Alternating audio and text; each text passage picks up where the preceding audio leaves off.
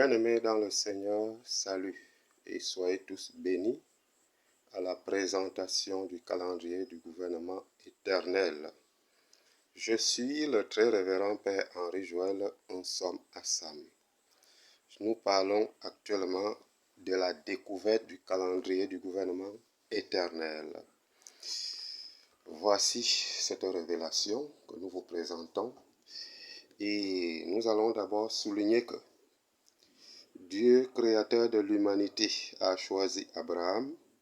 Ce dernier a engendré Isaac, lequel engendra Jacob, qui fut béni par son père, afin que la rosée du ciel et la graisse de la terre lui soient accordées, que les peuples lui soient soumis et que les nations se prosternent devant lui. Genèse chapitre 27, le verset 26 à 29. Après, il fut encore béni par Dieu, le Créateur, qui lui donna le pouvoir de mettre au monde des rois. Genèse au chapitre 35, le verset 9 à 11. Ensuite, Jacob aussi bénit ses 12 fils avant sa mort, des différentes bénédictions, selon l'ordre de leur naissance. À l'arrivée de Jésus, le choix des trônes des 12 apôtres se trouve dans Matthieu au chapitre 19, le verset 27 à 28.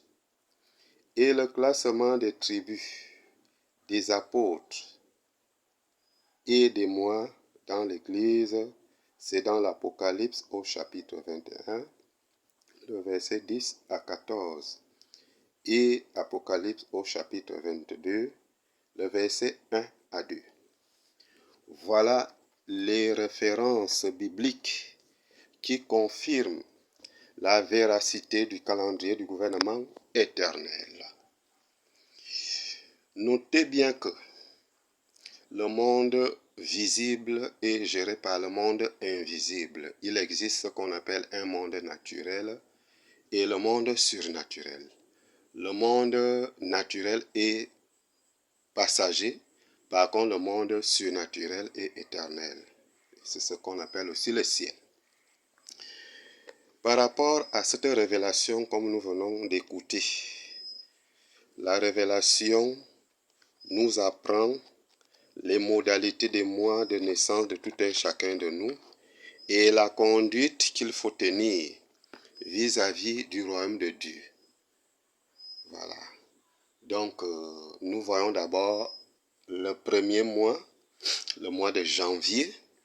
Le mois de janvier est dirigé par Saint Pierre apôtre de la tribu de Juda. Son rôle, c'est d'accorder les ouvertures. Ça peut être du côté physique ou du côté spirituel. Pour obtenir des ouvertures, on invoque Saint Pierre apôtre, le détenteur des clés du royaume. Nous serons un peu édifiés par rapport à ce classement des saints parce que plusieurs se disent qu'on ne prie pas les saints. Il n'y a que le nom de Jésus qui nous a été donné pour sauver l'humanité. Nous ne venons ni ajouter, ni enlever de tout ce qui a été transmis par les anciens prophètes et les apôtres. Nous venons tout simplement éclaircir, parce que la Bible dit « Mon peuple périt par faute de connaissance ». Vous voyez que, bien-aimés du Seigneur, si Jésus lui-même se suffisait, il ne devait pas choisir les 12 apôtres. Et si le monde entier est au courant aujourd'hui de la mission de Jésus sur terre, c'est par rapport à l'œuvre des 12 apôtres. La même manière que le Seigneur Jésus lui-même a été crucifié pour le salut des hommes, c'est de cette même manière que les 12 apôtres aussi ont été martyrisés pour la même cause. Ce qui signifie que un seul doigt ne peut jamais laver la figure, il faut l'ensemble des doigts pour laver la figure. Jésus lui-même avait demandé à ses disciples, « Que disent les gens au sujet du Fils de l'homme ?» Et les apôtres ont répondu, « Certains disent que tu es Élie ou Jérémie ou un autre prophète qui est revenu à la vie. » Et vous, leur demanda Jésus, « Qui dites-vous que je suis ?» Et Simon-Pierre répondit, tu es le Messie, le Fils du Dieu vivant. Et Jésus dit à Pierre, ce n'est ni la chair ou le sang qui t'ont révélé cela, mais mon Père qui est dans les cieux. Et toi, tu es Pierre, sur cette pierre, je bâtirai mon église. La mort elle-même ne pourra rien contre elle. Je te donnerai les clés du royaume des cieux. Ce que tu permettras sur la terre sera permis dans les cieux. Ce que tu interdiras sur la terre sera interdit dans les cieux. Vous voyez que Saint Pierre est le détenteur des clés du royaume accordées par le Christ lui-même. Cela voudrait dire que Jésus lui-même a consacré les 12 apôtres. Avant son départ, il les avait lavé les pieds. Après laver les pieds, il les a envoyés le don du Saint-Esprit. Ce sont eux qui furent les premiers à recevoir l'Esprit Saint. Et c'est cet Esprit Saint qui les a aidés à accomplir leur mission. Parce qu'on ne peut rien sans Dieu. Donc vous voyez que les apôtres, non seulement qu'ils ont été mandatés par le Christ, les trônes qu'ils gèrent, comme vous avez écouté dans Matthieu, chapitre 19, versets 27 à 28, Pierre va auprès de lui, le même Pierre. Il va auprès du Seigneur. Seigneur, nous avons tout quitté pour être à ta suite. Dans tout ça, quelle sera notre récompense? Et Jésus les avait promis ces 12 trônes que vous voyez dans le gouvernement éternel. 12. Donc, Jésus les avait dit, je vous le dis en vérité, quand le Fils de l'homme sera assis dans son trône glorieux, vous qui m'avez suivi, vous les 12, vous serez également assis sur 12 trônes pour gérer les 12 tribus du peuple d'Israël. Vous comprenez bien que les 12 apôtres ont une relation avec les 12 tribus. D'abord, les apôtres n'étaient même pas 12, ils étaient 72. S'ils sont restés au nombre de 12, parce que c'est les 12 là qui ont été choisis pour gérer les tribus, les 12 tribus du peuple d'Israël. Et pour savoir comment est-ce que les apôtres gèrent les tribus et que les tribus concordent au mois de l'année.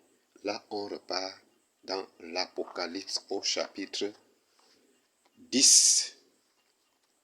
Au chapitre 21, le verset 10 à 14. Vous verrez comment est-ce que Jean a reçu la vision de la Nouvelle Jérusalem. Qu'est-ce qu'on appelle Nouvelle Jérusalem? Il existe sur terre 2 mondes, mais nous sommes tous au même endroit. D'un côté, vous avez le monde d'Adam et Ève et ses principes, vous connaissez le mensonge, l'injustice, la jalousie, etc., qui aboutit à la mort éternelle. Et tout ce qui se livre à ces principes disparaissent aussi pour toujours. Nul ne vous dira qu'on a rêvé Adam ou Ève, parce qu'ils ont voté l'injustice, ils ont voté le mal. Voilà pourquoi le mal ne demeure jamais éternellement. Il y a ce monde-là sur terre. Il y a aussi le monde de Jésus-Marie, qui est le monde de la justice, le monde de la crainte de Dieu, le monde de la vérité et la grâce. Vous connaissez les principes de ce monde, c'est-à-dire la joie, le salut, l'infini. L'infini. Donc, Jean a vu ce qui devait se faire après l'accomplissement de la mission de Jésus et de ses 12 apôtres. C'est cette nouvelle Jérusalem qu'il a vue, c'est-à-dire le nouveau ciel et la nouvelle terre, qui signifie le monde de Jésus-Marie, qui signifie aussi l'église du Christ. Dans l'église du Christ, il existe des trônes. Lorsque nous vivons sur terre, il existe un pouvoir charnel, il existe aussi un pouvoir spirituel. Donc, ce qui signifie que Jésus et ses 12 apôtres ont la gestion de tout, que ce soit dans le visible et dans l'invisible, partout et en tout lieu. Vous voyez que l'Apocalypse nous édifie dans la vision de Jean. Il a vu une nouvelle Jérusalem qui descendait du ciel. Et la nouvelle Jérusalem avait 12 portes. Et sur les portes étaient inscrits les noms des 12 tribus du peuple d'Israël. La nouvelle Jérusalem avait aussi 12 pierres de fondation et sur ces pierres étaient inscrits les noms des 12 apôtres de l'agneau. Comprenez? Repartons dans l'Apocalypse au chapitre 22, le verset 1 à 2. Jean a revu cette nouvelle Jérusalem avec 2 arbres de part et d'autre. Et les arbres donnaient 12 fois le fruit par année, rendant son fruit chaque mois. Et donc, les feuilles servaient à la guérison des nations. Vous voyez que les 2 arbres-là représentent toujours les partenaires des 12 tribus et les 12 apôtres. Donc, la tribu, l'apôtre, le moi. Les apôtres, vous savez, vous tous, que avant que l'Esprit Saint puisse avoir l'autorité dans tous les 4 coins de la terre, à l'époque, après le départ de Jésus, le monde était géré par l'Empire romain. Et ces Romains-là avaient leur dieu. On entend parler de janvier, février, etc., etc. C'était des dieux romains. Comme nous aussi, on est ici en Afrique, on a Melan, Jobi, etc., etc. Mais les apôtres ne pouvaient pas dire aux Romains de laisser leur Dieu, parce qu'ils savaient que Dieu lui-même devait agir. Donc, ce qui signifie que les 12 mois de l'année sont sanctifiés par les apôtres. Un chrétien ou un croyant, voire même un païen, parce que le calendrier, normalement, le calendrier n'est pas catholique, le calendrier est universel. Le calendrier est universel, parce que certains risquent de penser que le calendrier est le calendrier de l'Église catholique. Et déjà même le mot catholique signifie universel. Donc c'est un peu ça. Vous avez donc compris les points précis qui nous amènent sur la véracité du calendrier du gouvernement éternel. 12 apôtres ont la gestion des 12 tribus, et les 12 tribus font les 12 mois de l'année. Et c'est ce qui fait même aussi les 12 heures.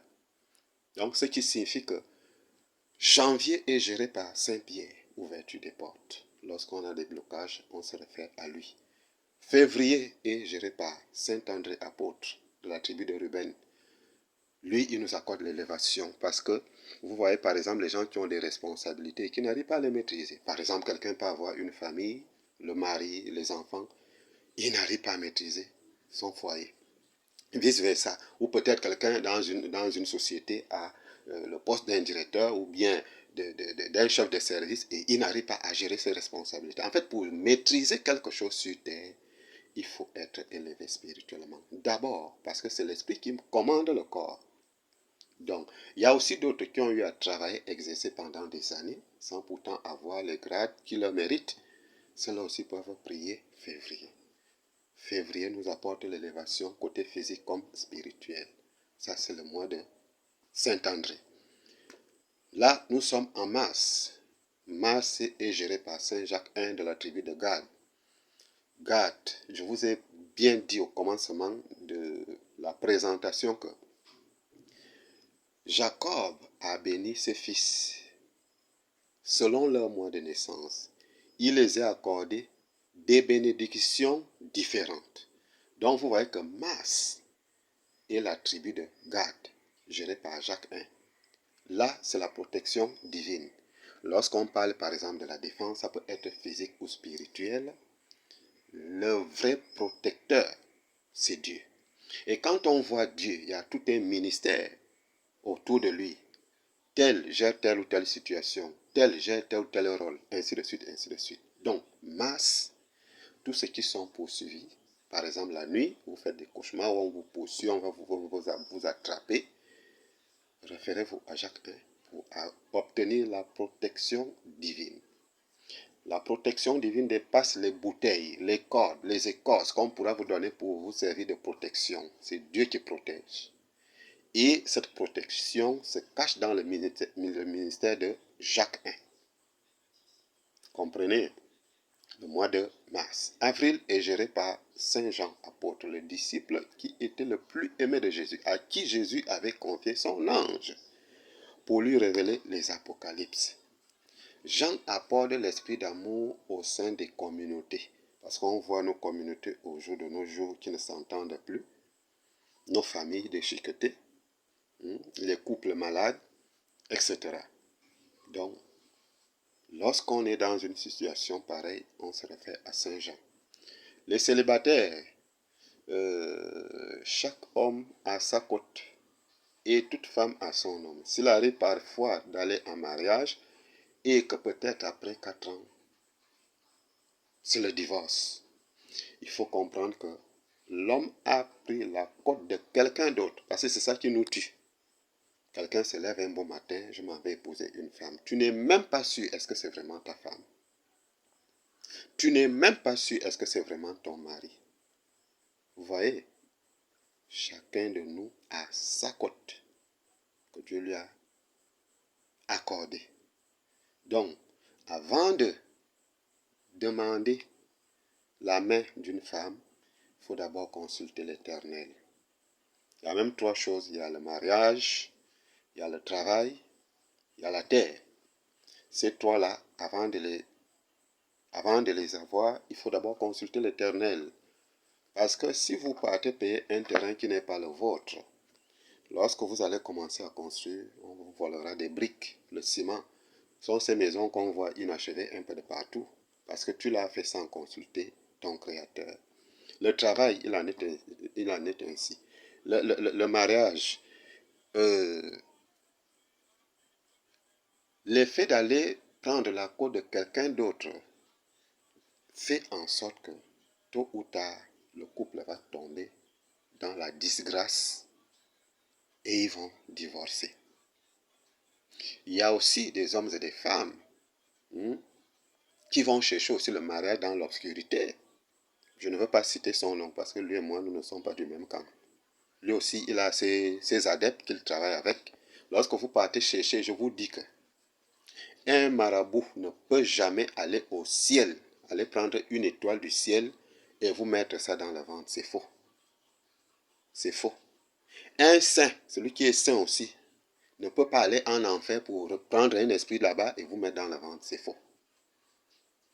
Les saints traitent avec le ciel, les marabouts traitent avec l'enfer. Vous ne savez pas qu'il y a des esprits qui fuient en enfer et qui viennent encore renaître dans le ventre des femmes. Donc voilà ces bandits et ces braqueurs-là qu'on voit partout. Parce que quoi?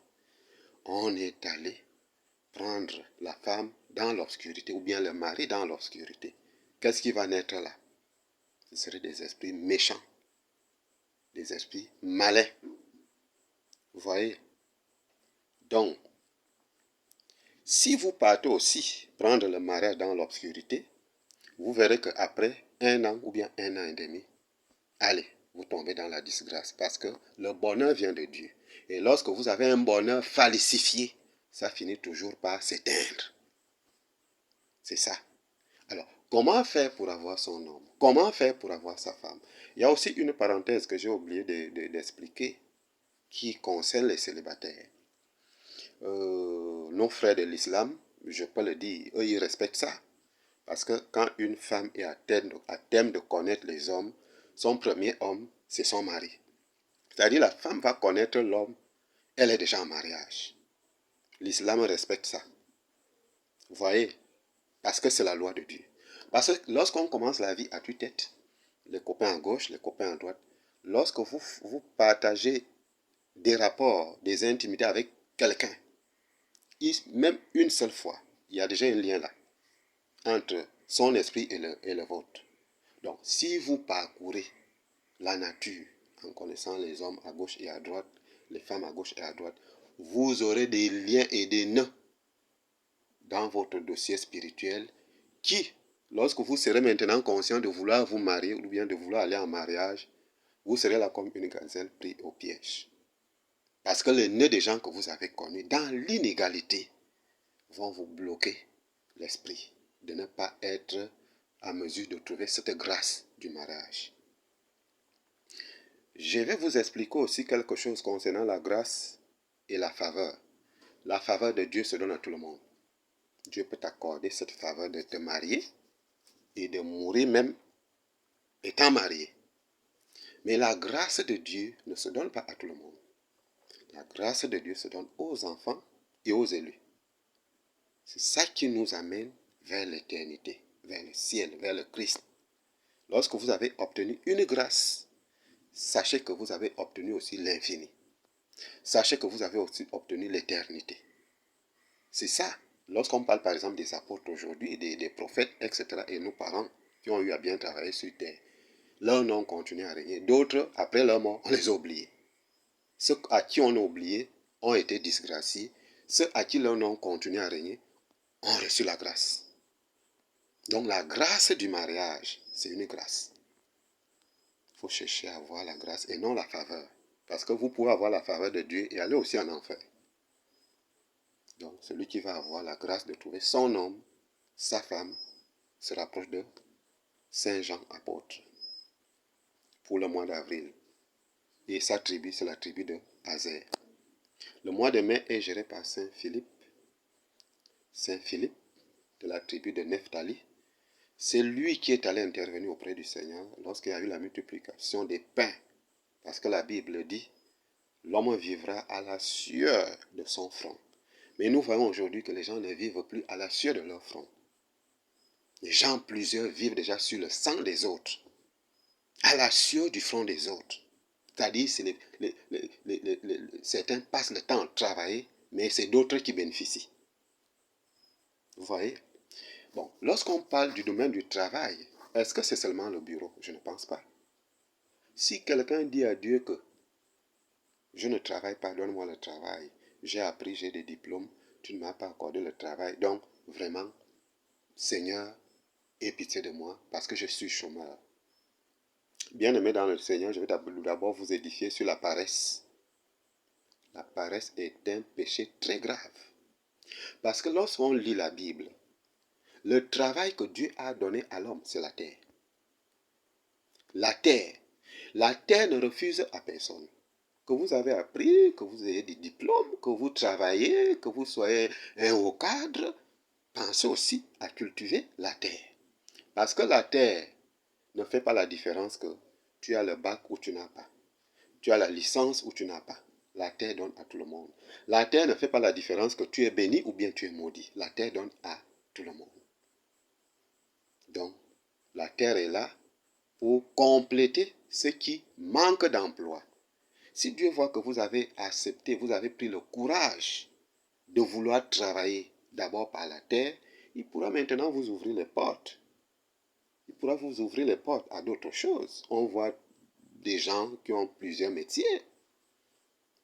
Alors, au lieu d'aller braquer, au lieu d'aller voler, au lieu de faire aussi peut-être même un travail qui n'est pas figuré dans votre destinée, confiez-vous à Saint Philippe pour qu'il vous oriente ce que vous aurez à faire et que vous le faites dans le bon sens afin de défendre l'âme de votre personnalité parce que tout ce que l'homme fait, mal comme bien, est en lui.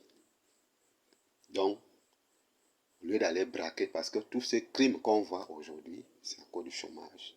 Quelqu'un ne travaille pas, il se permet d'aller voler. Quand tu vas voler dans le champ de quelqu'un d'autre, tu amènes ça chez toi, c'est une malédiction. Toi-même, tu as ouvert la porte à la mort et à la malédiction de rentrer dans ta maison. Maintenant, demain ou après-demain, quand on va te lancer le fusil nocturne, on va dire, on m'a fait qui on. C'est toi-même qui as ouvert la porte. Lorsque tu es parti voler le régime du banane de quelqu'un d'autre. Donc, le vol, c'est pas bien. L'escroquerie abusive, c'est pas bon. Travaillons à la sueur de notre front pour gagner la vie honnêtement et sincèrement. Là, vous vous référez à Saint-Philippe pour le mois de mai de la tribu de Nephtali. Le mois de juin est géré par Saint-Barthélemy. Bien-aimé du Seigneur, vous savez que la justice des hommes a échoué. Elle a échoué. Vous verrez que les lois qu'on vote regardent seulement les pauvres. Quand tu es pauvre, tu fais une erreur, la loi te prend. Mais quand tu es bien placé, la loi n'a pas de place. Or, chez Dieu, nous sommes tous égaux. Nous sommes tous pareils. Il existe une loi divine et une loi charnelle. Mais les deux forment une seule loi. Lorsque nous parlons de la justice des hommes, parce que vous verrez que vous avez peut-être un problème avec quelqu'un qui est bien placé que vous. Vous n'avez rien pour payer les avocats. Lorsque vous partez au tribunal, même s'il a tort, il aura raison du fait que lui, il a des moyens et que vous n'en avez pas. Est-ce que vous voyez? Donc, la justice de Dieu rattrape tout le monde, même si vous avez affaire à un président ou à un ministre. Si vraiment vous savez que vous avez raison, vous vous confiez à Saint Barthélemy. Parce qu'il faut faire très attention si vous n'avez pas raison. la justice de Saint-Barthélemy retournera sur vous-même. Si vous savez que vous êtes dans vos droits, les veuves, les orphelins, les opprimés, et tous ceux qui subissent ces cas des injustices, référez-vous à Saint-Barthélemy pour obtenir ce qui vous est de droit. C'est ça. Bon, nous pouvons aussi dire que tous ceux qui travaillent au tribunal pour bien exercer avec sagesse, droiture et vérité, confiez-vous aussi à Saint-Barthélemy pour que votre métier soit agréable aux yeux de l'Éternel. Saint-Barthélemy du mois de juin, c'est lui le temps que nous avons là, juin.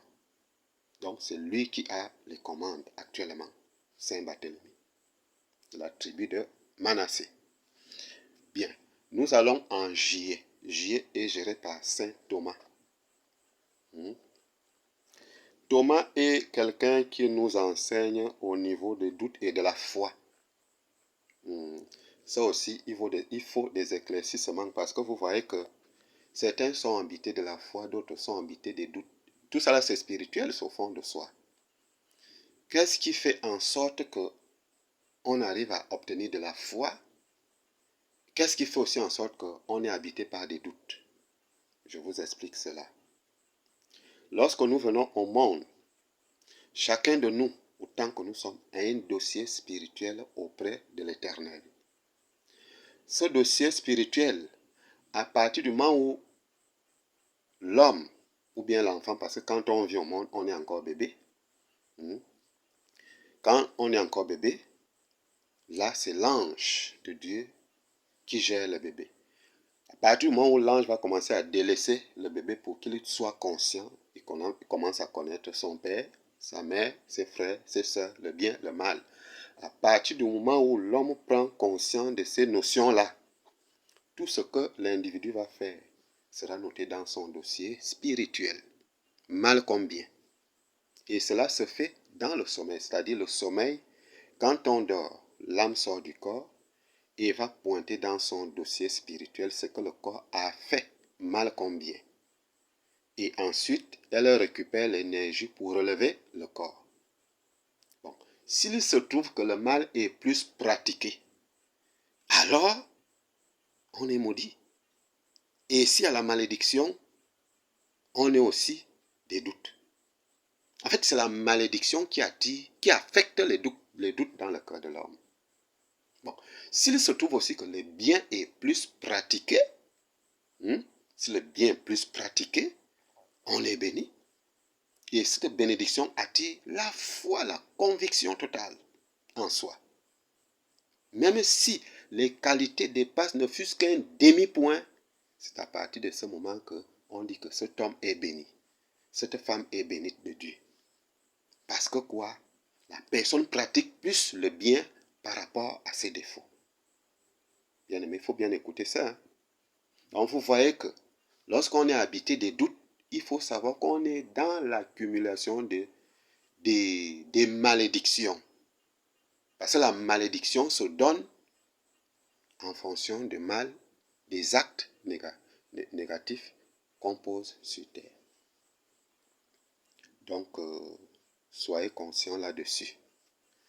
Donc, Thomas était habité des doutes, on peut dire qu'il était habité du péché parce qu'il voyait tout ce que Jésus faisait. Il voyait, il entendait, mais il n'a pas eu foi du fait que Jésus a été ressuscité des morts. Il y a beaucoup de saint Thomas. Or, quand vous lisez Matthieu chapitre 25, le verset 1er à 12, Jésus nous parle de la parabole des 10 vierges. Les 10 vierges sont allées à la rencontre de l'époux. 5 étaient folles, 5 étaient sages. Les folles ont pris leur lampe, mais ils n'ont point pris d'huile. Les sages ont pris leur lampe avec de l'huile. Ils sont allés. À l'arrivée de là où l'époux devait apparaître, les sages avaient leur lampe allumée. Vous-même, vous savez comment est-ce que ce qui se passe quand la lampe n'a pas de pétrole, ou bien quand la lampe n'a pas d'huile. Elle s'éteint tout de suite. Tu vois? Donc, c'est comme ça que ceux qui étaient sages, l'époux les avait reçus. Et ceux qui étaient folles, l'époux ne les avait pas reçus. La folie dont on parle dans la Bible, c'est quoi? Je ne sais pas si quelqu'un parmi nous a eu à donner à Dieu la sagesse que Seigneur, crée-moi, ou l'intelligence. À partir du moment où on a des doutes envers son Créateur, nous sommes responsables de nos malheurs parce que un cœur qui a les doutes met des barrières entre le corps physique et le Créateur. Voilà pourquoi les saints qui étaient folles n'ont pas obtenu la grâce auprès de l'époux. Et qui est l'époux? L'époux, c'est l'Éternel. Nous, les habitants de la terre, nous sommes tous parmi les 10 vierges. Les saints qui étaient sages, ce sont les gens qui ont la foi, c'est-à-dire qui mettent la parole de Dieu en pratique. Quand tu mets la parole de Dieu en pratique, attends-toi à des bénédictions. Tu n'as même pas besoin d'aller dire à un prêtre comme mon Père, bénis-moi, c'est faux. Et voilà pourquoi je dis aussi que Dieu n'est pas un Dieu de religion. Dieu n'est pas un Dieu d'église. Dieu est un Dieu des actes. Les actes qu'on pose, c'est ce qui attire la présence ou l'absence de Dieu en soi. Donc, l'époux, c'est l'Éternel. Nous sommes les vierges. Les lampes, ce sont nos cœurs. Le pétrole, c'est l'huile ou le pétrole. La foi. Voilà, le pétrole, c'est la foi.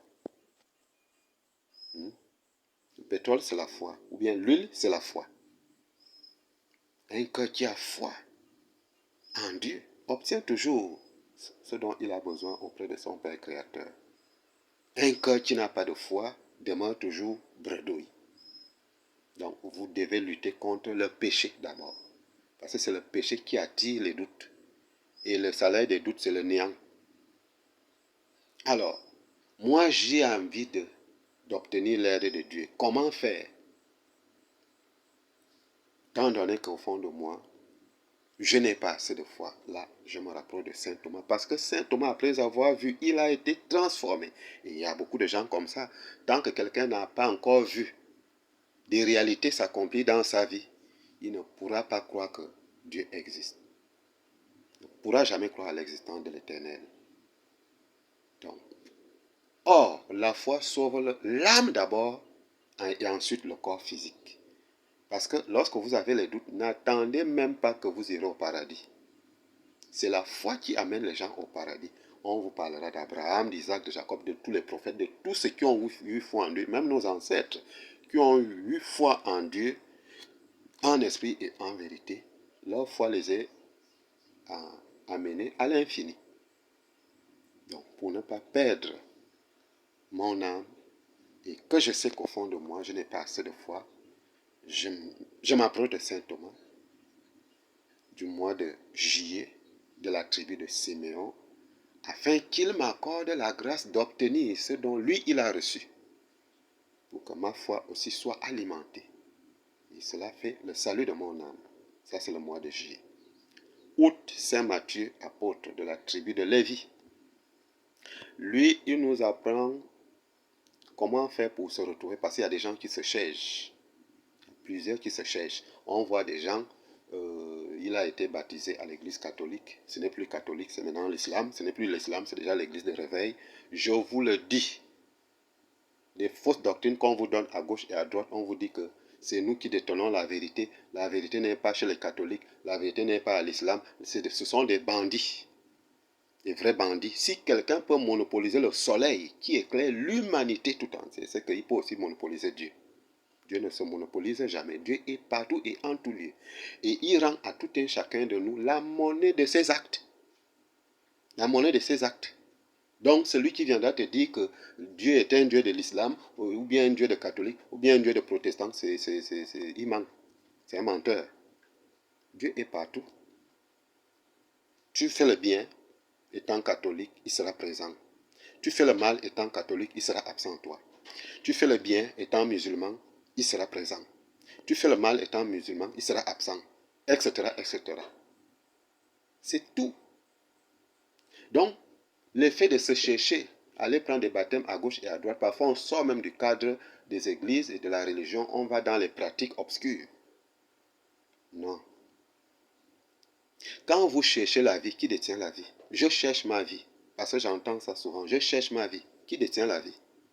Si déjà tu n'aimes pas Dieu, tu n'obéis pas à ses lois, tu vis comme le monde te semble, il sera absent en toi. Même n'importe quel lieu que tu pourras aller, tu ne le trouveras nulle part. Et voilà ces fous qu'on voit dans les rues. Du fait de laisser Dieu et d'aller chercher la vie dans l'obscurité.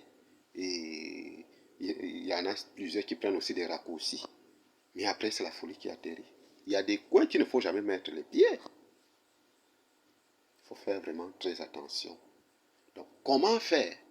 J'entends que Dieu existe. Parce que normalement, pour prendre quelque chose au sérieux, il faut connaître cette chose-là. Tel que Jésus l'avait dit à la femme samaritaine, que vous, les Samaritains, vous adorez ce que vous ne connaissez pas. Mais nous, les Juifs, nous adorons ce que nous connaissons. Ça dit beaucoup. Vous ne pouvez pas dire que vous êtes croyant et vous n'avez pas la Trinité. On venait à peine de fêter la Pentecôte. Parce que Dieu est en Trinité comme l'homme aussi est en Trinité. Dieu le Père, le Fils, l'Esprit Saint. Une seule personne. Vous aussi, vous avez l'Esprit, l'âme, le corps. Alors, le Père créateur doit gérer l'Esprit. Le Fils doit gérer l'âme, qui signifie le cœur. Et l'Esprit Saint doit gérer le corps. Voilà pourquoi on dit un Esprit Saint dans un corps saint. Donc, lorsqu'on cherche la vie, on ne cherche pas le travail, on ne cherche pas l'argent, on ne cherche pas les enfants. On cherche Dieu parce que c'est lui qui est source de toute grâce. Si vous ne voulez pas de lui, je me vois mal comment est-ce que lui va prendre ce que vous désirez et il vous accorde cela.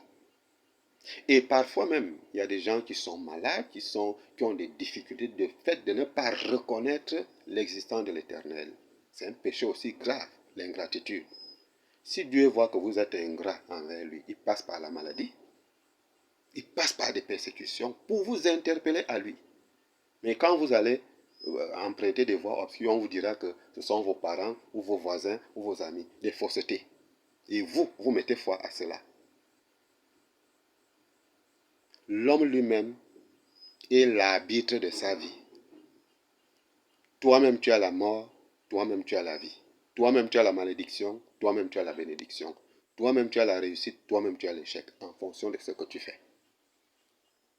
Alors, si moi je veux me retrouver, je voudrais que la Trinité de Dieu soit connectée dans ma Trinité. Je prie Saint Matthieu pour qu'il me montre là où mon destin répond. Chacun doit chercher. Si vous êtes baptisé et que vous ne connaissez même pas votre destinée, ce n'est pas une manière de disqualifier les baptêmes que donnent les autres. C'est que vous n'avez pas encore la connaissance de ce que vous avez à faire. Parce que quand on est baptisé, le baptême permet qu'on soit en contact avec le divin. En contact, je dis bien. En contact avec le divin. Donc, comment faire pour retrouver mon destin? Comment faire pour retrouver ma lumière divine? Je me cherche. Vous priez. Saint Matthieu, apôtre du mois d'août de la tribu de Lévi. Nous sommes en septembre. Saint Jacques II, parce qu'il y a deux Jacques dans le gouvernement du Seigneur. Il y a Jacques le majeur que nous avons vu en mars. Il y a Jacques le mineur, les deux frères. Jacques II apporte la réussite pour ceux qui ont des concours, des examens, des cérémonies ou bien un voyage. En fait, lorsqu'on veut faire quelque chose et qu'on souhaite que ça puisse réussir, on invoque Saint Jacques II. Je vais voyager, je veux que mon voyage se passe bien. Je veux me marier, je veux que mon mariage se passe bien. Je veux faire un concours, je vais gagner, etc. Et même là où nous sommes sur terre, nous sommes en mission parce que la mort, c'est un examen. Alors aussi, il faut développer ça. Nous sommes en mission sur terre. Nous sommes en voyage sur terre. Et comment faire pour que mon voyage terrestre réussisse? Je dois m'approcher de Saint Jacques II pour ne pas échouer à l'examen de la mort. Pour ne pas échouer à l'examen de la mort. On va parler de ça vers la fin. Qu'est-ce que c'est que la mort? Alors, Saint Jacques II nous accorde la réussite de l'âme et du corps. Ne suivez pas ceux qui s'hasardent à tuer leurs frères et sœurs pour devenir riches, hein, vous allez dire peut-être que quelqu'un a réussi, quelqu'un qui a peut-être sacrifié des milliers de personnes pour construire des... Je vous dis, tout ce qu'on fait dans le faux n'aboutit jamais. L'argent gagné malhonnêtement, attendez-vous aussi à des malheurs tôt ou tard. Vous voyez par exemple les maisons, quelqu'un a conçu une maison, 7 ans après, la maison prend feu, l'argent gagné malhonnêtement. Quelqu'un a payé une voiture, 2 ans après, tonneau, l'argent gagné malhonnêtement, etc., etc. Les accidents d'avion, de voiture, de moto, tout ça là, c'est l'argent gagné malhonnêtement. Parce que ce qui tue, c'est la concurrence. Et moi, je pose souvent cette question qu'à part Jésus, seul, qui a fait ce qu'un être humain ne peut jamais faire sur terre. Jésus a marché sur les eaux. Personne d'autre ne peut le faire, ne le fera jamais. Jésus a ressuscité Lazare du séjour des morts après 4 jours. Personne ne pourra jamais le faire et ne le fera jamais. Jésus est mort, il est ressuscité, il est monté aux cieux. Personne ne le fera jamais. À part lui, Jésus, qu'est-ce que vous allez faire sur terre que les gens n'ont jamais fait? Celui qui a développé la technologie pour créer l'avion, l'autre aussi a développé la technologie pour créer le train. Hein? Tout ce que nous avons sur terre, tu es né de qui? Des gens. C'est les gens qui t'ont acquis. Les téléphones, les gens. L'école, les gens. Maintenant, qu'est-ce que vous allez faire que les gens n'ont jamais fait? C'est ça qui tue les gens, la concurrence. Et il y a d'autres aussi qui ont l'esprit d'insuffisance. Dieu t'a donné à ton niveau, tu veux toujours aller au plafond. Qu'est-ce que toi tu feras que les gens n'ont jamais fait? Et qu'est-ce que tu amèneras quand tu partiras de ce monde? Il faut faire très attention parce que la vie ne nous appartient pas. La vie ne nous appartient pas, elle appartient à Dieu. Pour réussir dans le bon sens, parce que tout ce qui réussit dans les voies obscures, ce n'est pas la réussite. Parce que je ne vois pas le bonheur que vous allez me dire que vous avez le bonheur. Vous n'arrivez pas à dormir chez vous la nuit. Vous n'avez même pas la paix du cœur. Vous n'avez même pas d'appétit. On est obligé d'aller boire comme un fou, à gauche et à droite, pour essayer un peu d'oublier la maladie de la conscience. Du fait que on a commis des actes contre nature pour montrer aux gens qu'on a réussi. Ça, ce n'est pas la réussite. Voilà pourquoi je vous ai parlé depuis le départ qu'il existe 2 mondes. Le monde d'Adam et Ève et le monde de Jésus-Marie. Tous ceux qui ont réussi selon les principes du monde d'Adam et Ève, Dieu les a effacés pour toujours, avec leurs souvenirs. Vous savez combien de puissants qui sont passés sur cette terre, qui ont fait des choses. Nous ne les connaissons plus. Mais ceux qui ont eu la crainte de Dieu, l'amour du prochain, on dit quoi? Le bien ne ment pas. Essayez un peu d'enterrer une bonne semence. Vous verrez que après quelques jours, elle va pousser. Essayez aussi d'enterrer une semence pourrie. Elle ne donnera pas. Donc, chers frères et sœurs, faisons très attention parce que la vie ne nous appartient pas. Cherchez à réussir dans le bon sens. Que ce soit la réussite de l'esprit et du corps. Approchez-vous de Saint Jacques II, du mois de septembre, de la tribu d'Issachar. Il va vous accorder la réussite. Nous parlons à présent le mois d'octobre, Saint Jules Thaddée, la tribu des Zabulon. C'est Saint Jules Thaddée qui gère le mois d'octobre. Lui, il est pour nous apporter des guérisons. Bon, c'est vrai, hein? C'est vrai, tout le monde peut guérir. Même un chrétien qui croit en Dieu, il invoque Jésus, il peut guérir quelqu'un. Mais, quand on parle de la guérison, ça fait partie d'un ministère qui est géré par un ministre du Christ, parce que Saint Jules Thaddée fut le disciple qui a développé le domaine de l'exorcisme. Parce que ça, je dis toujours ça aux gens, que il faut vraiment éviter de parler des choses que vous ne connaissez pas. Parce que entre le monde visible et le monde invisible, il y a une frontière qui sépare les 2 mondes. Lorsque vous enseignez quelque chose qui est réel, elle traverse la frontière, elle arrive dans le monde divin et elle apporte des fruits. Mais si c'est faux, dès que ça arrive au niveau de la frontière, ça retourne sur vous-même et ça crée des dégâts en vous. Les gens ont des problèmes comme ça sans pourtant le savoir. Il ne faut jamais faire sortir de votre bouche ce que vous ne connaissez pas. Parce qu'il y a des gens, il y a deux choses. Détenir la parole de Dieu à part. Connaître aussi la parole de Dieu, c'est chose à part. Tout le monde est mandaté de connaître la parole et la volonté de Dieu. Mais tout le monde n'est pas appelé à détenir la parole de Dieu. Tout le monde n'est pas appelé à détenir. Parce que voilà pourquoi les gens se sont trompés dans l'église. Les gens se sont trompés. Ils ont développé la théorie biblique et ils ont fermé la pratique. Lisez vous-même la Bible. Au commencement des commencements, quand Dieu créa l'homme, c'était d'abord quoi? La parole. Faisons l'homme à notre image, selon notre ressemblance. Après parler, Dieu s'est servi de ses mains. Il a pris le sol, la terre là, pour créer l'homme. Vous voyez que là, ça fait deux choses, théorie et pratique. Jésus de même a fait les deux. Et même vos ennemis, il fait du bien à ceux qui font. Il avait craché sur le sol, il a pris de cette boue pour traiter un aveugle. Et celui-là a découvert sa vue. Hein? Mais quel est ce Dieu a dit qu'on a aujourd'hui là? Dieu a dit, Dieu a fait. Vous pensez que en évangélisant Jésus, vous dites à quelqu'un peut-être que Jésus ne veut pas que vous fumez le chanvre. Jésus n'aime pas le vol. Vous dites ça à la bouche à quelqu'un. Vous savez qu'il y a quel esprit en lui qui pousse à ce dernier de voler et de fumer le chanvre. Vous devez l'aider. Vous devez le sanctifier. Vous devez le purifier pour que l'esprit de Dieu le pénètre et que l'esprit de l'erreur sort en lui pour qu'il devienne conscient de ses actes. Mais si vous développez seulement l'évangile, la parole, même Satan aussi prêche la parole, Satan est allé prêcher la parole à Jésus dans le désert. Donc faites très attention.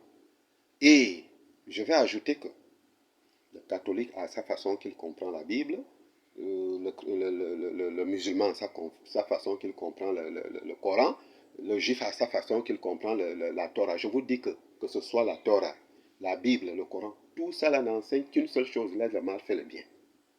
C'est tout. Que ce soit la Bible, le Coran, la Torah, laisse le mal, fait le bien. Bon, ce qui enseigne, chacun de nous a sa façon dont il comprend les Écritures. Mais celui à qui sa compréhension des Écritures demeure en liaison avec la raison divine, c'est celui-là qui est mandaté de redresser les caractères, de ressusciter les morts, de guérir les infirmités et de vous apporter la lumière telle que je vous apporte la lumière aujourd'hui. Vous voyez? On vous parlera des prophéties, on vous parlera des miracles, on vous parlera de la consultation. Moi, je vous dis que tout cela naît dans la parole de Dieu. Si vous négligez la parole et que vous aimez les prophéties, vous êtes hors sujet de la foi. Vous êtes hors sujet.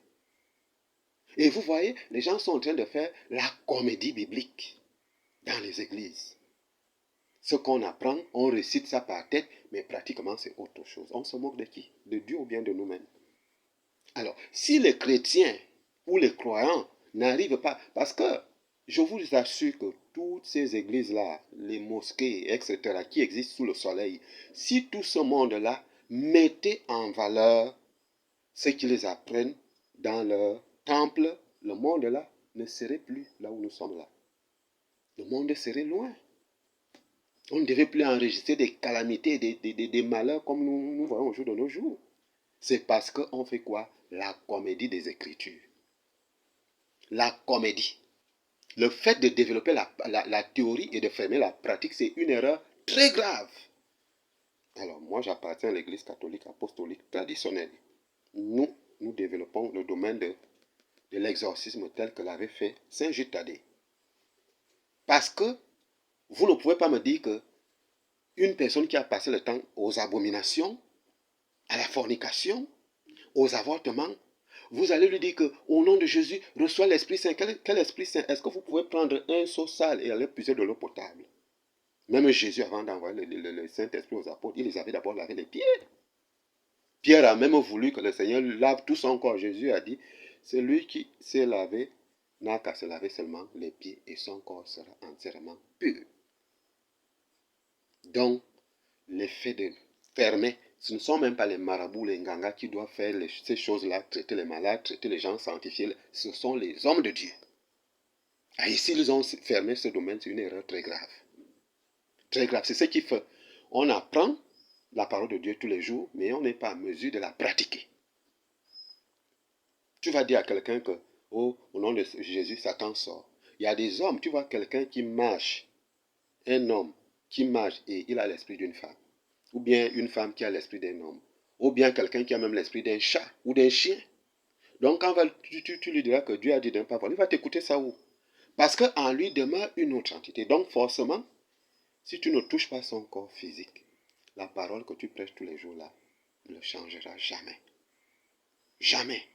Et quand tu partiras de ce monde, Dieu va te tendre la main, il paraîtrait que tu m'as servi. Montre-moi le nombre d'âmes que tu as amenées à moi.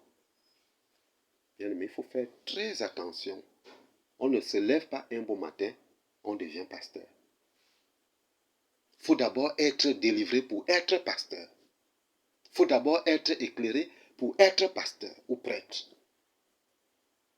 Et un bon prêtre, un bon pasteur est appelé à enseigner et à guérir les infirmités. Si quelqu'un n'arrive pas à vous guérir, il vous dit que n'allez pas chez les charlatans, n'allez pas chez les ngangas, croyant en Jésus. Mais il n'a qu'à vous guérir. Jésus a remis ce pouvoir aux disciples. Les disciples guérissaient les malades. Allez-y, guérissez les malades, ressuscitez les morts. Ceux à qui vous pardonnez les péchés, ce n'est pas chose facile. Est-ce que c'est n'importe quel prêtre qui peut ôter le péché dans le corps de quelqu'un? Si il n'est pas dans la vérité. Si il ne craint pas Dieu, si il ne fait pas théorie et pratique, je ne vois pas par comment il va ôter les iniquités dans ton corps. D'où on voit que malgré les églises, malgré les... C'est bien beau de prier, mais entre le ciel et la terre, c'est un vice-versa. Entre le créateur et la créature, c'est un vice-versa. Entre l'esprit et la chair, c'est un vice-versa. Seigneur, aide-moi, lui aussi te parle. Si tu reçois ce que Dieu dit, lui aussi reçoit ta prière. Si tu t'en fous de ce qu'il dit, lui aussi va s'en foutre de tes prières. Vous voyez? Alors, pour amener quelqu'un à vivre selon la volonté de Dieu, il doit obtenir la sanctification de l'esprit, de l'âme et du corps, afin que sa trinité soit en connexion avec la trinité de Dieu. Ainsi, cet homme prend conscience. Et il change de mentalité. Il change de conduite. Il va maintenant apprendre à obéir à la loi de Dieu. Il accomplit sa mission terrestre. Donc, ce qui signifie que tous ceux qui sont possédés, malades, que ce soit côté physique ou spirituel, confiez-vous à Saint Jude Thaddée. Tous ceux qui sont découragés, déçus, confiez-vous à Saint Jude Thaddée. Vous verrez de quoi il est capable pour vous apporter la guérison ou la délivrance. Attention, autre chose à développer là. La guérison à part, la délivrance à part. Vous pouvez être guéri d'une maladie, mais cela ne signifie pas que vous irez au ciel. Jésus avait soigné 10 lépreux. C'est un seul qui est allé dire merci. Et c'est celui-là qui a obtenu la grâce de l'infini. Les 9 autres sont allés encore mourir. Vous voyez? Donc normalement, quand on cherche Dieu, on ne doit pas chercher la guérison, on doit chercher la délivrance. Parce que c'est la délivrance qui t'enlève de l'ignorance à la connaissance, des ténèbres à la lumière, de la mort à la vie. C'est ce qu'accorde Saint Jude Thaddée. Nous sommes là dans le mois de novembre, qui est géré par Saint Simon de la tribu de Joseph. Vous connaissez l'histoire de Joseph, qui a été vendu en Égypte par ses frères. Donc, ceux qui sont nés en novembre, je voudrais que vous sachiez que novembre est un mois délicat. J'entends souvent dans les églises, la gloire, la gloire, la gloire, la gloire. Je vous le dis en vérité que faites attention aux églises. Vous arrivez peut-être là où il y a une forêt. Et cette forêt, vous allez dire, bon, en tout cas la forêt là, je dois obtenir le maïs, je dois obtenir la banane. Si vous-même, vous n'avez pas débroussé et abattre, vous aurez ça. Parce que les gens veulent un bonheur facile. Dieu lui-même a souffert pour créer le ciel et la terre et tout ce qui s'y trouve. Mais il y a des gens qui ont cet esprit de facilité. Ils veulent seulement la gloire. Vous pensez que vous pouvez porter une couronne de gloire sans d'abord porter une couronne d'épines. C'est faux. Si quelqu'un vous dit ça, il vous ment. Je m'explique.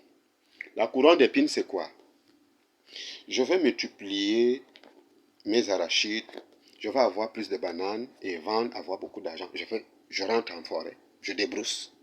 Après débrousser, je vais abattre. Vous pensez que débrousser c'est facile? Ce n'est pas la couronne d'épines. Abattre, c'est facile. Nettoyer, c'est facile. Planter, parfois, les fourmis te piquent, les moustiques, etc., etc. Les obstacles que les planteurs, que les planteurs rencontrent quand ils vont planter, est-ce que c'est facile? Vous allez planter, vous allez désherber, vous allez prendre un temps pour tout ça là. C'est ça la couronne d'épines. Et parfois même, vous pouvez vous blesser. C'est la couronne d'épines. Quand cela va vous produire, ce serait maintenant la couronne de gloire. Vous voyez par exemple les planteurs de cacao, quand ils commencent à planter, c'est comme s'il n'y aura rien. Ils souffrent. Mais après, quand il va vendre, il oublie toute la souffrance. Quand une femme est enceinte, c'est la douleur, c'est la couronne d'épines. Et quand l'enfant est né, c'est la couronne de gloire. C'est déjà la joie. On va oublier les douleurs qu'on a obtenues durant le temps que la femme était enceinte. Quelqu'un qui a appris, il passe tout son temps à étudier. À étudier. C'est la couronne d'épines. Parfois, il a faim. Il est obligé d'étudier. Parce qu'il veut obtenir quelque chose. Pendant des années, il a souffert pour apprendre. Quand il va travailler là, quand il souffre pour étudier, pour apprendre, c'est la couronne d'épines. Quand il va travailler, ce serait maintenant la couronne de gloire. Mais quelles sont ces fausses doctrines qu'on vous donne à gauche et à droite, la gloire, la gloire? Quelle gloire que vous allez recevoir si vous ne portez pas d'abord la couronne d'épines? Tel que Jésus l'a dit, celui qui veut me suivre n'a qu'à porter sa propre croix. Parce que j'entends ces fausses doctrines-là. Jésus a tout pris. Il a pris la souffrance à la croix. Il a pris ceci à la croix. Mais c'est faux. C'est faux. Tant que tu as encore le corps et le sang, la souffrance termine qu'au jour de la mort. Mais on ne dit pas aussi que c'est la souffrance qui sera là tous les jours. Il y aura un temps de grâce, de gloire. Le jour et la nuit marchent ensemble. Si tu tues les gens, c'est que quand il est dans la journée, il oublie que la nuit va apparaître. Par exemple, Dieu le donne 100 000, il boucle les 100 000, il dit que j'aurai encore demain. Est-ce que tu es sûr que tu auras encore demain? Si tu n'as pas réservé pour la nuit, afin que quand la nuit arrive, ça trouve quand même que tu as le pétrole. Eh bien, tu vas dire que, en tout cas, tu changes de religion, ou bien tu vas faire comme le bon te semble, et tu trouves la mort. Tant que nous sommes encore sur terre, que vous soyez ministre, que vous soyez président, que vous soyez qui que les deux marchent ensemble, le jour et la nuit, dans la vie de tout un chacun. Il arrive parfois même que l'État va prêter dans un autre État. Vous voyez? Ça arrive à tout le monde. Ainsi, il faut dire que la gloire, Jésus a tout pris. Il a pris la souffrance. Ça, c'est des fausses doctrines. Jésus nous apprend le courage, la persévérance. Jésus nous apprend aussi à lutter contre la paresse. C'est ça le vrai Jésus, pas le faux, qu'on vous enseigne qu'il a tout pris sur la croix. Oui, je sais qu'il a tout pris, nos malédictions, nos iniquités, oui, mais pas la souffrance. Que toi-même, au lieu de travailler à la sueur de ton front, tu attends le bonheur de Jésus, la gloire, posément. C'est faux. Ça, c'est pas Jésus. Alors, donc, novembre, les gens qui sont nés en novembre, c'est d'abord la couronne d'épines. C'était ça, Joseph. Il a souffert mal. D'abord par ses frères, par ses parents. Et il arrive encore en Égypte, on le fout encore en prison. C'était quoi? La couronne d'épines. Il n'est pas allé chez un ganga ou un marabout pour aller changer de situation. Il a gardé foi en Dieu. Parce que c'est ça qui tue les gens. Quand la nuit arrive, on est chez les pygmées, on est machin. Une créature ne peut jamais sauver une créature. Je suis désolé. Je suis désolé. Ce qui sauve l'homme, c'est la parole de Dieu. Nous les prêtres, nous sommes des arbitres entre le visible et l'invisible. Les enseignements que je vous fais là, je sais aussi quelles sont les prières que je dois faire pour que ce que je vous ai enseigné vous apporte des grâces. Vous apporte les grâces de délivrance, les grâces de guérison. C'est comme ça. Donc, parce que je vois cette erreur-là, les gens enlèvent la foi en Dieu et ils confient leur foi aux prêtres. C'est un délit. Oui, c'est bien, il faut respecter les prêtres, il faut respecter, nous sommes des êtres humains, il faut nous respecter, mais nous sommes aussi des êtres humains comme vous. Dieu seul, à lui qu'on doit donner la gloire. Voilà, tu respectes le prêtre, mais tu mets foi en Dieu. Quand tu as foi en Dieu, Dieu va régler même, peut-être quand tu pars à l'hôpital, il va régler un médecin de bien te traiter. Tu apprends, il va régler ton maître de bien t'enseigner parce que tu as foi en lui. Maintenant, si tu enlèves foi en Dieu, tu mets maintenant foi à ton mari parce qu'il a l'argent, parce qu'il travaille. Tu verras que ce que l'homme aime de plus sur cette terre, c'est ce qui va le tuer. Hein? Si vous aimez plus les alcools, c'est ça qui vous tuera. Vous aimez plus les femmes, c'est ça qui vous tuera. Vous aimez plus l'argent, c'est ça qui vous tuera. Sauf si vous aimez Dieu plus que tout. Ce serait le contraire. Donc, tous ceux qui sont maudits, on a parlé de la malédiction, la bénédiction. La malédiction se donne à ceux qui transgressent les lois de Dieu. La bénédiction se donne à ceux qui obéissent à la loi de Dieu. Donc, si vous voyez que vous voulez entreprendre des affaires, des activités, c'est toujours de l'échec, sachez que la malédiction vous habite. La malchance. Et quand on parle de la malédiction, il y a 3 types de malédiction. Il y a la malédiction ancestrale, il y a la malédiction parentale, il y a la malédiction personnelle. 3. Mais comment est-ce que je saurais que la malédiction qui est en moi là, c'est la malédiction parentale? La malédiction parentale ou ancestrale va en liaison avec la malédiction personnelle. Parce que si vous êtes béni ne fût-ce que d'un demi-point, la malédiction parentale et ancestrale meurt en vous. Ça n'aura plus jamais d'effet. Mais s'il se trouve que vous-même vous êtes à l'origine de quelque chose, c'est là où est votre malédiction personnelle, et la malédiction parentale, et la malédiction ancestrale. Allez, tout ça là, ça vous prend en captivité. Alors, comment faire pour me débarrasser de cette malédiction, pour obtenir la sanctification? Parce que la grâce, pour que la grâce pénètre quelqu'un, on doit d'abord passer par la sanctification. Comment faire pour obtenir la grâce de Dieu? J'invoque Saint Simon de la tribu de Joseph, parce que Joseph a reçu une bénédiction plus élevée que ses frères. Lisez la Bible. Donc, c'est le 11e mois. Tribu de Joseph. Saint Simon, apôtre du mois de novembre de la tribu de Joseph, nous apporte la bénédiction. C'est la bénédiction qui vient maintenant restaurer notre vie dans le plan physique et spirituel. Vous voyez? Donc, c'est un peu ça. Et au cours de nos projets, nos activités, notre parcours terrestre, chacun de nous a sa mission. Pour réussir à la mission que Dieu m'a envoyée sur terre, il me faut aussi la bénédiction. Donc, tu t'approches de Saint Simon pour que cette bénédiction t'accompagne durant ton parcours terrestre, afin de ne pas échouer à l'examen de la mort et afin de réussir dans tout ce que tu chercheras à entreprendre. Nous parlerons actuellement de décembre, Saint Matthias. Certains ont cru peut-être qu'on va parler de Judas. Parce qu'il y a certains qui me posent souvent cette question que est-ce que Judas aussi est dans le royaume? Non. Judas n'est pas dans le royaume. Je vais vous expliquer ça. Comment est-ce qu'on qualifie quelqu'un de méchant et de juste? Lorsque le bien dépasse ne fût qu'un demi-point, vous êtes qualifié comme en étant une personne juste devant Dieu. Parce que sa bénédiction vient vous retrouver. Si on dit que tel est juste, est-ce que ça veut dire qu'il n'a pas commis des erreurs? Est-ce que ça veut dire qu'il n'a pas de faute? Non, il a des fautes. Il a des fautes, mais les qualités dépassent ses défauts. Il est tout de suite qualifié comme en étant une personne juste. Et comment on qualifie quelqu'un de méchant? On est méchant lorsque les défauts dépassent les qualités.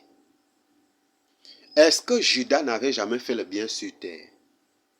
Judas avait fait le bien sur terre parce qu'il était parmi les disciples que Jésus a envoyés 2 par 2 pour aller guérir les infirmités. Mais comme il a fait une erreur très grave, voilà pourquoi tout le bien qu'il a eu à faire a été oublié. Je vais vous prendre un exemple entre Saül et David. Vous voyez comment Dieu a rejeté. Et pourtant, c'est Dieu qui a choisi Saül comme le roi d'Israël. Et pourquoi Dieu l'a rejeté? Dieu a rejeté Saül parce qu'il a fait des erreurs graves. Consulter des charlatans. En fait, il ne suivait plus la loi de Dieu. Il faisait. Et c'est ça. Plusieurs personnes le font. quand il est déjà en haut, il oublie la loi, il oublie la justice. Il ne sait pas qu'il aura des comptes à rendre au Père Créateur. C'était ça le problème de Saül. Quand on voit David, David aussi a fait les erreurs. David a fait l'erreur puisqu'il a pris même la femme de son militaire. Il a envoyé ce dernier aller mourir à la guerre. Mais pourquoi Dieu n'a pas aussi rejeté David? C'est parce que Dieu s'est souvenu du fait que c'est grâce à David, son peuple ne serait pas délivré. Donc, il faut savoir mesurer les qualités et les défauts lorsqu'on vit sur terre, mes bien-aimés. David a fait quelque chose de très extraordinaire en libérant le peuple contre la méchanceté de Goliath. En plus, dans son destin, c'était figuré qu'il devait être roi. D'où il n'a pas été rejeté. Pourtant, il a commis des erreurs. C'est parce que les qualités de David étaient plus supérieures que ses défauts. Les psaumes qu'on lit là, qui sauvent les gens à gauche, qui a écrit les psaumes, ce n'est pas David. Vous savez combien de personnes ont été libérées dans le monde entier à travers les prières des psaumes? Ça vaut quoi par rapport à la femme de son militaire qu'il a? Vous voyez que les qualités de David sont allées plus élevées par rapport à ses défauts. Par contre, chez Judas, c'était le contraire.